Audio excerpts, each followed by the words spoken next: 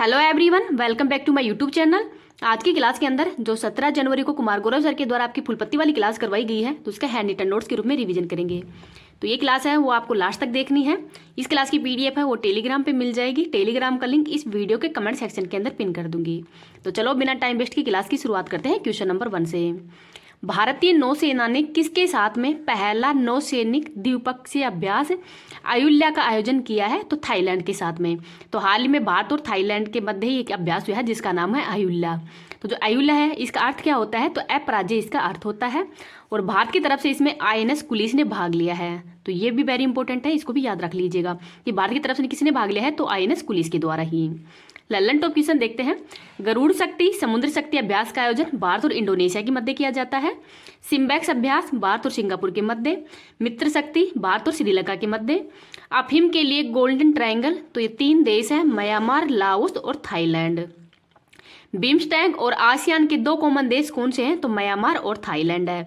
ASEAN का headquarter कहाँ पे है? तो जकार्ता के अंदर है। और आसियान का 11वां सदस्य देश कौन सा बना है? तो वो बना है तिमोर लेस्ते। बिम्स्टेक का हेडक्वार्टर कहाँ पे है? तो ये है ढाका के अंदर। तो इसको भी याद रख लीजिएगा। नेक्स्ट देखते हैं। एकता व एक्वेरियन अभ्यास है, ये भारत और मालदीव के मध्य किया जाता है। मालदीव की राजधानी माले है। मालदीव की जो संसद है उसको पीपुल्स मजलिस कहते हैं। और यहाँ के राष्ट्रपति है मोहम्मद मुइजू। हरिमो शक्ति अभ्यास का आयोजन भारत और मलेशिया के मध्य किया गया है। संप्रति व बोंगो सागर अभ्यास है, ये भारत और बांग्लादेश के मध्य किया जाता है। तो इसको भी याद रख लीजिएगा। नेक्स्ट देखते हैं क्वेश्चन नंबर 2। ऑक्सफोर्ड यूनिवर्सिटी के ही टीके CHADOXI निपा बी का संबंध किससे है? तो निपा वायरस से ही है। और ये पहली बार मानव के ऊपर इसमें परीक्षण किया गया है। 18 से जो 55 वर्ष की वायु समूह वाले 51 लोग हैं उन पर इसका परीक्षण हो किया गया है। निपा वायरस है ये फ्रूट बैट या फल वाले जो चमगादड़ हैं उनके कारण ये फैलता है। इसका नाम मलेशिया का जो निपा शहर है उस पर ही पड़ा है। और भारत के अंदर इसका पहला मामला है वो केरल राज्य के अंदर ही देखा गया था। लल्लन टॉप क्वेश्चन देखते हैं। डेंगू रोग वायरस जनित है और ये प्लेटलेट्स की कमी हो जाती है डेंगू के कारण ही। मलेरिया प्रोटोजोआ जनित रोग है और प्लाज्मोडियम के कारण ही ये रोग है वो होता है। पहली वैक्सीन है इसकी जो उसका नाम है मोस्क्यूरिक्स। हाइड्रोफोबिया रोग का कारक कौन सा है? तो रेबीज या रेहब्डो वायरस है। एलिसा टेस्ट किस रोग के लिए किया जाता है? तो एड्स के लिए। क्लैड 1 किस रोग का वेरिएंट है? तो चिकन पॉक्स का। चेचक के टीके की खोज तो एडवर्ड जेनर के द्वारा की गई है। इनका नाम भी याद रख लीजिएगा। आगे देखते हैं क्वेश्चन नंबर 3। भारतीय वायुसेना के अंदर ही शामिल अस्त्र MK1 मिसाइल का निर्माता कौन है? तो भारत डायनामिक्स लिमिटेड है। और इसका विकास है वो DRDO द्वारा किया गया है। और यह बिहाइंड विजुअल रेंज की मिसाइल है, सरफेस टू हवा के अंदर ही।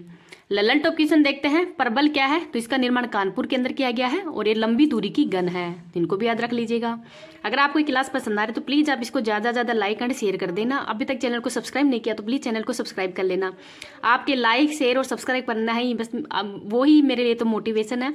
तो प्लीज़ आपसे बहुत ज़्यादा रिक्वेस्ट है आप इस चीज़ को समझा करो, क्योंकि आप जितना ज़्यादा लाइक शेयर करोगे उतना ही मैं आपके लिए अच्छा कंटेंट वो बना के लाऊंगी। प्रचंड तो ये लाइट कॉम्बैक्ट हेलीकॉप्टर है। ब्रह्मोस तो ये सुपरसोनिक क्रूज मिसाइल है। और ब्रह्मोस जो है ये भारत और रूस के सहयोग से ही बनाई गई है। अग्नि सरफेस टू सरफेस है। समर क्या है? तो ये एयर डिफेंस सिस्टम है और इसमें 2 आकाश मिसाइल भी लगी हुई है। आकाश सरफेस टू एयर है। नाग क्या है? तो एंटी टैंक मिसाइल है।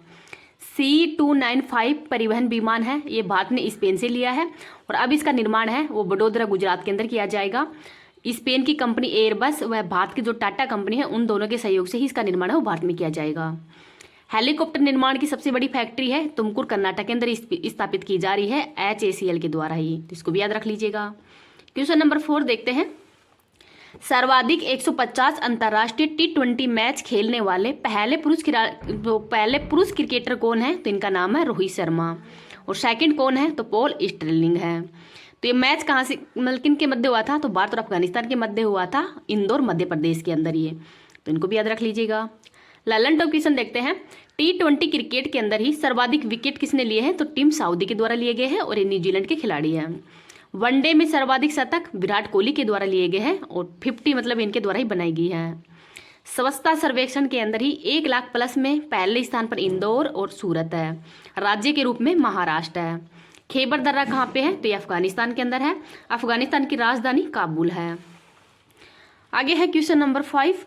नीति आयोग की बहुआयामी गरीबी रिपोर्ट के अनुसार ही सर्वाधिक गरीबी में कमी दर्ज करने वाला राज्य कौन सा है, तो ये उत्तर प्रदेश है। तो इसमें पहला स्थान उत्तर प्रदेश का है, सेकंड स्थान बिहार का है और थर्ड स्थान पहला स्थान उत्तर प्रदेश का, सेकंड बिहार का और थर्ड स्थान मध्य प्रदेश का है।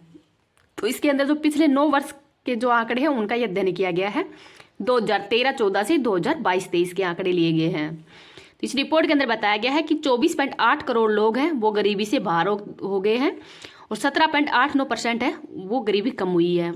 वर्तमान में 11% गरीबी है और इसका टारगेट है कि 1% गरीबी लाना, मतलब 1% ही गरीब रहे भारत के अंदर। वर्तमान तो 11% है लेकिन टारगेट 1% का है। लल्लन टॉप क्वेश्चन देखते हैं। नीति आयोग की सीईओ कौन है, तो BVR सुब्रमण्यम है। उपाध्यक्ष सुमन बेरी है और अध्यक्ष कौन है, तो प्रधानमंत्री। वैश्विक बहुआयामी गरीबी सूचकांक किसके द्वारा जारी किया जाता है, तो UNDP के द्वारा ही, और UNDP के द्वारा ही HDI इंडेक्स है वो भी जारी किया जाता है। SDG नंबर 1 तो ये सस्टेनेबल जो गोल है और पहला वाला है वो जीरो गरीबी, मतलब जिसमें गरीबी उन्मूलन से संबंधित है। और कितने गोल हैं, तो 17 है और कब से कब तक हैं, तो 2015 से 23 तक। गरीबी हटाओ का नारा है ये पांचवी जो पंचवर्षीय योजना थी उसमें ही दिया गया था। क्वेश्चन नंबर 6 देखते हैं। विश्व प्रसिद्ध धानु यात्रा कहाँ पे प्रारंभ हुआ है, तो उड़ीसा के अंदर। और इस धानु यात्रा पर्व है इसमें भगवान श्री कृष्ण व मामा कंस की कहानी है वो बताई जाती है। और ये विश्व का सबसे बड़ा ओपन थिएटर भी है। प्रतीक क्या है इसका, तो अच्छाई की बुराई पर जीत, ये इसका प्रतीक है। नेक्स्ट है ब्लैक पैगोडा, तो ये सूर्य मंदिर कोणार्क उड़ीसा के अंदर है। सिमलीपाल व भितरकनिका नेशनल पार्क कहाँ पे है, तो उड़ीसा के अंदर है। नुआखाई उड़ीसा के अंदर है। रज पर्व ये भी उड़ीसा के अंदर ही है। और धरती माँ का जो 3 दिन का मासिक चक्कर है वो रज पर्व के रूप में मनाया जाता है। क्वेश्चन नंबर 7 देखते हैं। राष्ट्रीय स्टार्टअप दिवस 2024 कब मनाया गया है, तो 16 जनवरी 2022 को। तो पहली बार इसकी शुरुआत है वो 2022 से ही की गई थी। तो 2022 से करने का कारण क्या है, तो स्टार्टअप मिशन, क्योंकि 16 जनवरी 2022 को ही जो स्टार्टअप मिशन है वो शुरू किया गया था। और इस बार इसका ये 3rd संस्करण है। यूनिकॉर्न क्या होता है, तो जिस स्टार्टअप का $1 बिलियन से अधिक का मतलब वैल्यू होती है वो यूनिकॉर्न होता है। और डेकाकॉर्न है $10 बिलियन से अधिक का स्टार्टअप। तो भारत के अंदर कौन सा है जो कि डेकाकॉर्न है, तो ये है IPL। लल्लन टॉप क्वेश्चन देखते हैं। वीर बाल दिवस 26 दिसंबर को मनाया जाता है। पराक्रम दिवस 23 जनवरी को किसकी जयंती पर मनाया जाता है, तो सुभाष चंद्र बोस की जयंती पर ही मनाया जाता है पराक्रम दिवस। इनको भी याद रख लीजिएगा। पुलिस सहयोग दिवस 7 सितंबर 2023 को ही पहली बार मनाया गया है। डॉल्फिन डे 5 अक्टूबर 2009 को मनाया जाता है। तो 5 अक्टूबर को डॉल्फिन डे मनाया जाता है। आगे है question number 8। My school my pride अभियान का प्रारंभ है ये कहाँ पे हुआ है, तो हिमाचल प्रदेश के अंदर ही। हिमाचल प्रदेश के वर्तमान में CM कौन है, तो सुखविंदर सिंह सुक्खू है। और इसके अंदर बताया गया है कि व्यक्तियों को एक स्कूल है वो गोद लेना चाहिए। अपना विद्यालय कार्यक्रम के अंतर्गत ये अभियान शुरू किया गया है। और राष्ट्रीय शिक्षा नीति 2020 है उस पर आधारित है। और राष्ट्रीय शिक्षा नीति है ये कस्तूरी रंगन समिति पर बनाई गई थी। इसका उद्देश्य क्या है, तो क्वालिटी एजुकेशन को बढ़ावा देना तथा समाज को वापस लौटाना, ये इसका नारा है। जो समाज ने हमें दिया है उसको वापस लौटाना इसका नारा है। लल्लन टॉप क्वेश्चन देखते हैं। मिष्टी योजना का संबंध मैग्रो वनस्पति से है। PM विश्वकर्मा योजना इसकी शुरुआत 17 सितंबर 2023 को की गई है। जो पारंपरिक शिल्पकार हैं उनके उत्थान के लिए ही। महिला सम्मान बचत पत्र योजना, तो इसके अंतर्गत ही 2 लाख रुपए दिए जाएंगे 2 वर्ष के लिए, 7.5% ब्याज दर होगी। अमृत वृक्ष आंदोलन असम के अंदर शुरू हुआ है। मुख्यमंत्री ग्राम गाड़ी योजना ये झारखंड के अंदर शुरू हुई है। और एक पंचायत एक खेल स्टेडियम है ये केरल सरकार के द्वारा शुरू किया गया है। नेक्स्ट है क्वेश्चन नंबर 9, वेरी इंपॉर्टेंट है। भारतीय सेना ने कौन सा end to end encrypted mobile ecosystem विकसित किया है, तो इसका नाम है संभव। संभव की फुल फॉर्म क्या है, तो secure army mobile Bharat version, अर्थात जो भारतीय सेना है उसका सुरक्षित व तीव्र संचार के लिए ही इस ऐप को लॉन्च किया गया है। तो ये भी याद रख लीजिएगा। क्वेश्चन नंबर 10 देखते हैं। जनरल बिपिन रावत स्टेडियम, तो ये कहाँ पे है, जम्मू कश्मीर के बारामूला के अंदर है। और ये जो पहले जेलम स्टेडियम है उसका नाम ही परिवर्तित करके अब जनरल बिपिन रावत स्टेडियम है वो कर दिया गया है। जनरल बिपिन रावत ये भारत के फर्स्ट CDS थे। और CDS का पद है ये 2019 के अंदर ही बनाया गया था। जो कारगिल समीक्षा समिति है जो कि सेंकटेश्वर समिति है इसकी सिफारिश पर जो CDS है इसका पद बनाया गया है। सेकंड CDS कौन है वर्तमान में, तो अनिल चौहान है। झेलम नदी, तो ये हुलर झील है वो झेलम नदी के किनारे है, और ये वेरीनाग स्थान है वहां से निकलती है।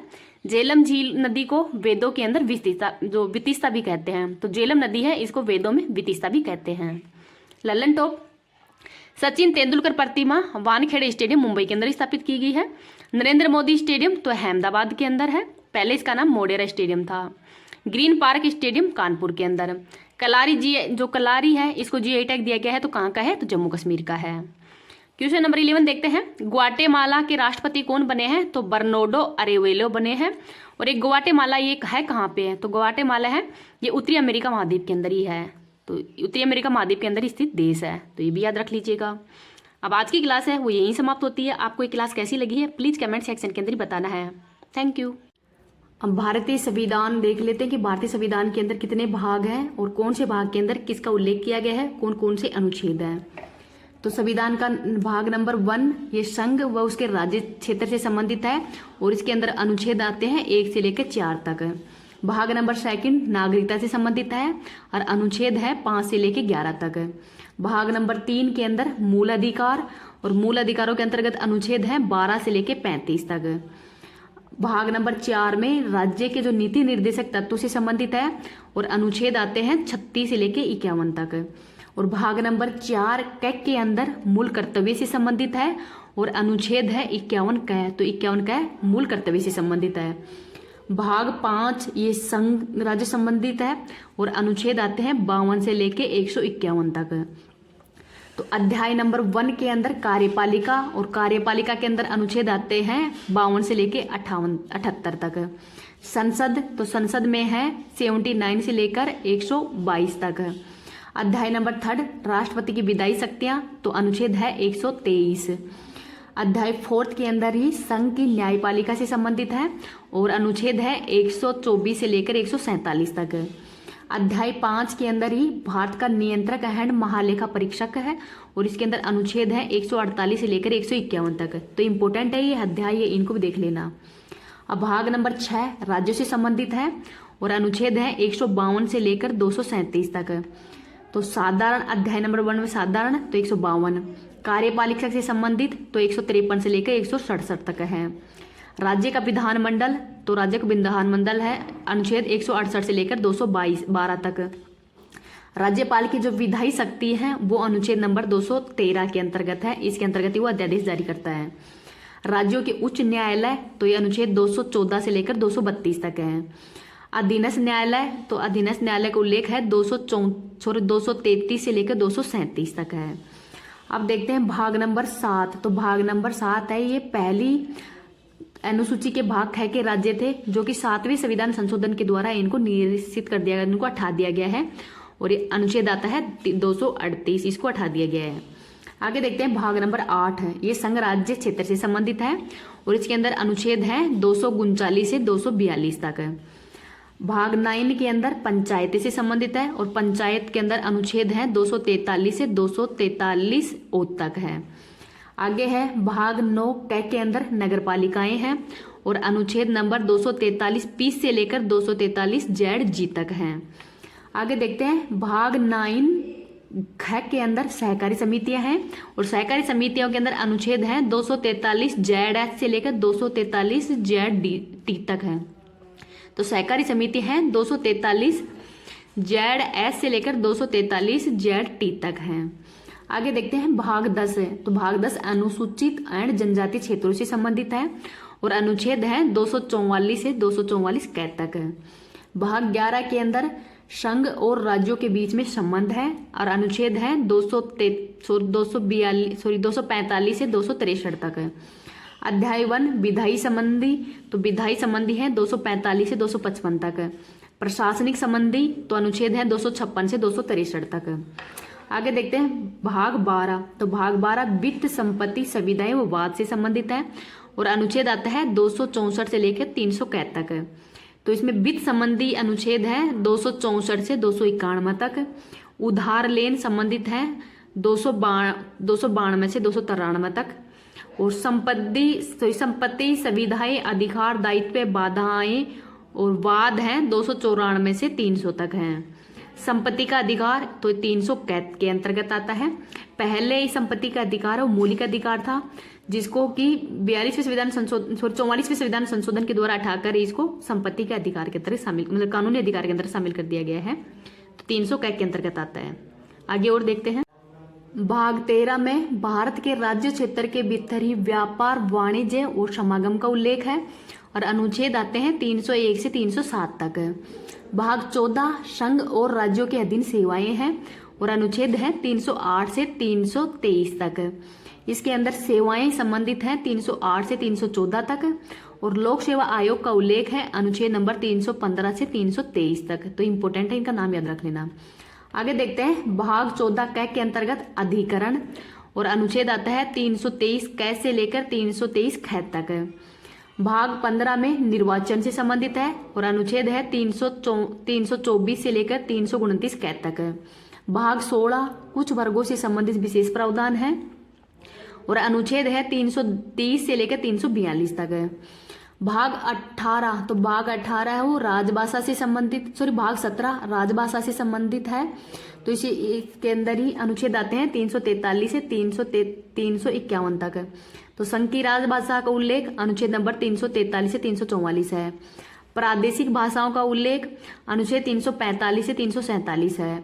सर्वोच्च न्यायालय व उच्च न्यायालय आदि की भाषा का उल्लेख अनुच्छेद 348 से 349 है। विशेष निर्देश तो 350 से 351 तक है। आगे देखते हैं। भाग 18 आपात उपबंध से संबंधित है और ये अनुच्छेद नंबर 352 से 360 तक आते हैं।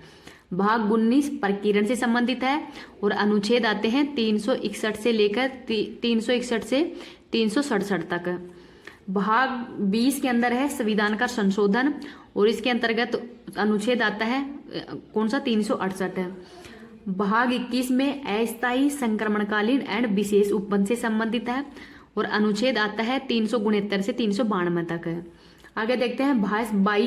भाग जो 22 है उसके अंदर संक्षिप्त नाम प्रारंभ हिंदी के अंदर ही जो प्राधिकृत पाठ व निरसन से संबंधित है और अनुच्छेद आता है 393 से 395 तक ही। तो इम्पोर्टेंट है कौन से भाग के अंदर क्या शामिल है और कौन कौन से अनुच्छेद शामिल है, तो इनका थोड़ा नाम याद रख लेना, वेरी इंपॉर्टेंट है। हर एग्जाम के अंदर 1 से 2 क्वेश्चन आपको दिखने को मिल जाएंगे। थैंक यू क्लास देखने के लिए। और आगे भी चैनल को सब्सक्राइब नहीं किया तो चैनल को सब्सक्राइब कर लेना और वीडियो को लाइक एंड शेयर कर देना।